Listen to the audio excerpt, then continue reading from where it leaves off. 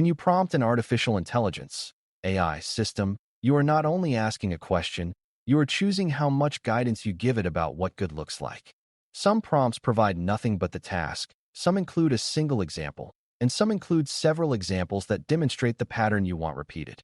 Those approaches are commonly called zero-shot, one-shot, and few-shot prompting, and they matter for security AI plus because they directly affect consistency, safety, and the chance of the model drifting into risky behavior. Beginners often hear these terms and assume they are advanced tricks, but the real value is simple. Examples shape behavior. The security risk is also simple.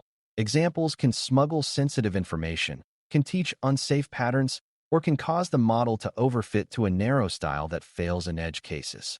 When you understand these modes and add guardrails, you can get the benefits of better performance without turning your prompt into an accidental policy bypass. Before we continue, a quick note. This audio course is a companion to our course companion books. The first book is about the exam and provides detailed information on how to pass it best. The second book is a Kindle-only ebook that contains 1,000 flashcards that can be used on your mobile device or Kindle. Check them both out at cyber.author.me in the Bare Metal Study Guide series. Zero-shot prompting is the baseline, meaning you give the model a task without providing explicit examples of how to do it. You describe what you want and maybe include a few constraints, and the model responds using its general knowledge and the cues you provided. This is powerful because it is quick and flexible, and it works well when the task is common and the acceptable output range is broad. In security contexts, zero-shot can be risky when the task is ambiguous or high impact, because the model may fill gaps with assumptions and sound confident while doing it. Another risk is that the model may interpret a vague request as permission to be overly helpful, which can lead to unsafe suggestions or oversharing. A common beginner misunderstanding is thinking that if the prompt is short, it is safer, but short prompts can be unsafe when they leave too much room for improvisation. A defender uses zero-shot intentionally for low-risk tasks and adds stronger constraints when the stakes rise. The most important guardrail in zero-shot prompting is clarity about the boundaries, especially what the model should not do. If you want a conceptual explanation, you must say that you do not want step-by-step operational instructions. If you want a summary, you must say that sensitive details should be excluded or generalized.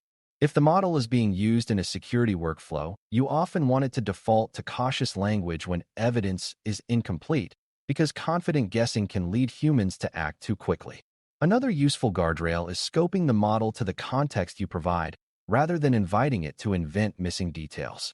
When you combine clear boundaries with an explicit request for uncertainty handling, zero-shot prompting becomes more reliable and less likely to produce risky output.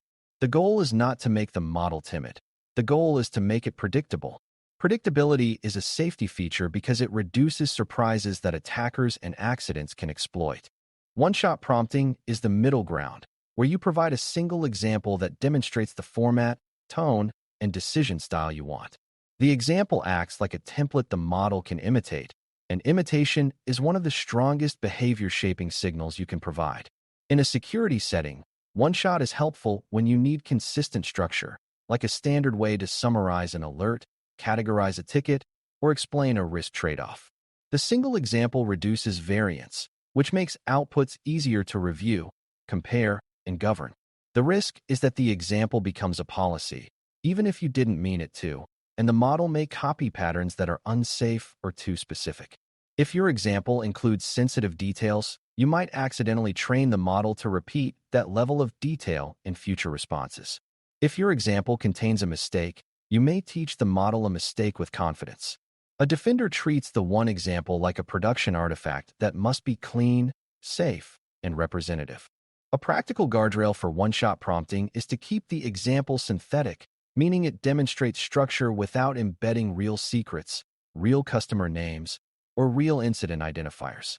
People often reach for real examples because they feel more authentic, but authenticity is not worth leakage risk when you can teach the pattern using neutral placeholders and generalized content. Another guardrail is to include constraints around what parts of the example should be followed, such as the format and the reasoning style, while explicitly stating that details should come only from the current context. This matters because models can over-imitate, borrowing phrases, assumptions, or conclusions from the example even when they don't apply. A third guardrail is to ensure the example demonstrates safe behavior, like distinguishing facts from inferences and acknowledging uncertainty, because the model tends to mirror that posture. When your one example embodies the kind of discipline you want, the output becomes both more consistent and more defensible. That is the sweet spot for security workflows that require repeatability. Few-shot prompting expands this idea by providing several examples that cover variation, edge cases, and the boundaries of acceptable outputs. The benefit is that the model can infer a stronger pattern because it sees multiple demonstrations, and it becomes less likely to latch onto an accidental quirk of a single example. In security work, few-shot is useful when the task has common confusing cases, such as distinguishing benign anomalies from suspicious ones, or writing responses that must remain professional and restrained under different kinds of inputs.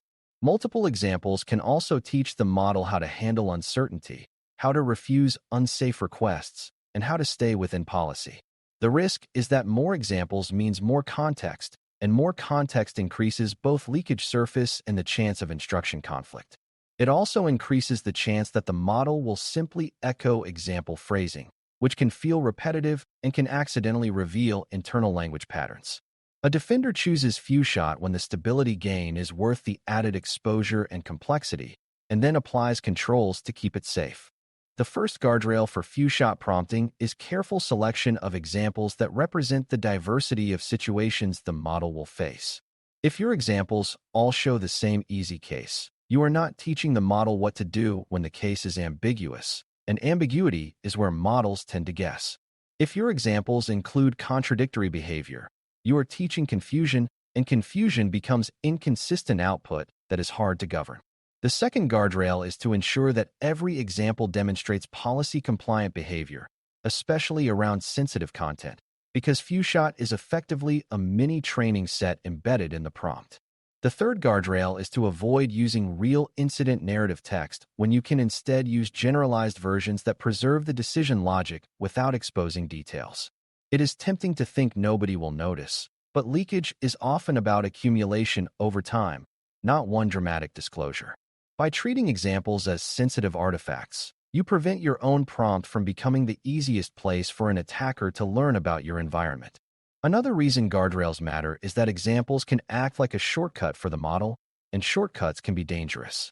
When a model sees examples, it may prioritize matching the pattern over reasoning from the current evidence, especially if the examples look authoritative.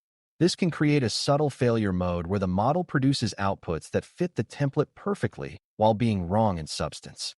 In security operations, a perfectly formatted wrong answer can be more harmful than a messy answer because it looks trustworthy. A defender counters this by adding a constraint that conclusions must be based on provided context, and by requiring the model to state what evidence it used. You can also include a rule that if evidence is missing, the output must request clarification or highlight uncertainty rather than inventing. These guardrails keep the examples from becoming a replacement for thinking. The goal is for examples to shape consistency, not to override judgment. It also helps to recognize that zero-shot, one-shot, and few-shot are not only about performance, they are also about trust boundaries. If the system is exposed to untrusted users, the safest posture is often to minimize the amount of sensitive example content included in prompts because any embedded content is part of the system's behavior surface. Even if the user cannot directly see your internal prompt structure, systems can be probed, and accidental exposure happens through logs, debugging, or misconfigurations. Additionally, examples can reflect internal processes, like how your team triages incidents, and revealing that process can help attackers plan around it. A defender therefore considers who the user is, what the user is allowed to know, and what the user might try to infer. In lower trust settings, you lean toward generic examples and stronger output constraints. In higher trust internal settings, you can use richer examples, but you still avoid embedding secrets that would be damaging if they escaped. Context windows create another practical constraint because examples consume space, and space is limited. If you add many examples, you may push out important safety rules or current evidence from the model's view, especially in longer interactions. that can cause the model to follow the pattern of examples while ignoring the latest constraints, which is a recipe for spillover and inconsistent behavior. A guardrail here is to keep examples concise and to separate them clearly from the current task and context so the model knows what is demonstration and what is the real input. Another guardrail is to restate the most important constraints near the end of the prompt, close to the user's request, because models often prioritize what is most recent. This is not a hack. It is a practical response to how context influence works. When you manage context deliberately, you prevent your own helpful examples from crowding out the safety posture you intended. Security-focused prompting also has to account for how examples interact with refusal and safe redirection behaviors. If you want a model to refuse unsafe requests consistently, you can demonstrate a refusal pattern in one-shot or few-shot examples, showing how the model should respond when asked for something outside policy. The danger is that if refusals are only demonstrated in a narrow way, attackers may rephrase requests to avoid matching the refusal pattern. This is why examples should teach the principle behind the refusal, like respecting permissions or avoiding sensitive disclosure, rather than teaching only a single refusal phrase. Output constraints can reinforce this by requiring the model to explain, at a high level, why it cannot comply and to offer a safer alternative. That explanation should remain general to avoid giving attackers a map of what triggers enforcement. The goal is to build a system that is consistent across paraphrases, because security failures often come from edge phrasing and indirect requests. Examples are powerful, but they must be paired with principles and constraints to avoid being too literal. A common beginner mistake is to use examples that are too perfect and too narrow, which teaches the model to expect perfect inputs. Real security inputs are messy, with missing fields, ambiguous signals, and noisy text. Few-shot prompting can help by including examples where the input is incomplete and the correct behavior is to ask for clarification or to provide a cautious partial answer. This both improves real-world usefulness and reduces the chance the model will hallucinate missing details. Another mistake is to include examples that show aggressive actions as defaults, like recommending blocking or escalation without context, which can cause unsafe operational guidance when the model is uncertain. A defender instead demonstrates safe defaults, such as recommending verification steps and least disruptive actions first. This is not about being timid. It is about matching action to evidence. When the examples teach evidence-first behavior, the model becomes a better participant in a defensive workflow. You should also understand that shot-based prompting is not a substitute for governance, because prompts are only one layer. If the model has access to sensitive data through retrieval or system context, no amount of clever examples will reliably prevent leakage if access controls are weak. Likewise, if the system allows untrusted users to feed large amounts of text into context, an attacker can try to override your patterns by injecting their own examples and instructions. This is why you pair prompt guardrails with system guardrails, like role-based access, context filtering, monitoring, and rate limits. A defender sees shot prompting as a way to reduce variance and improve consistency inside the allowed space, not as a wall that stops all misuse. On the exam, the best answers often reflect layered thinking. Use prompting techniques to shape output, but rely on access controls and governance to enforce boundaries. When you hold that view, you avoid overtrusting prompt engineering as a security solution. Choosing between zero-shot, one-shot, and few-shot can be framed as a risk-based decision about variance, exposure, and operational need. Zero-shot is fastest and lowest overhead, but it has higher variance and greater reliance on the model's default behavior, which can be risky when the task is high impact.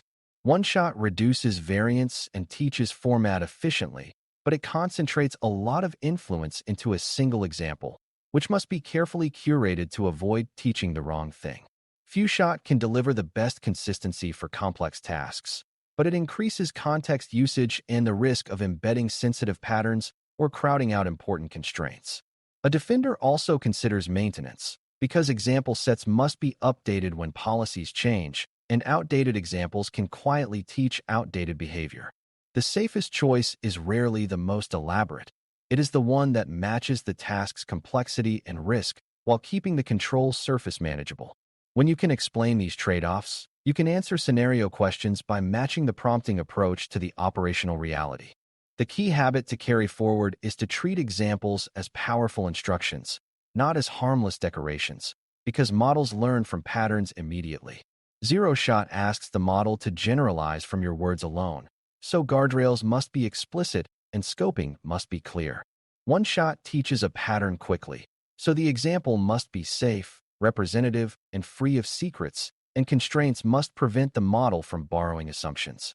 Few Shot teaches nuance and edge behavior, so the example set must cover variation without leaking internal details or pushing safety rules out of view. Across all three, output constraints that demand cautious handling of uncertainty and adherence to boundaries are what make behavior predictable.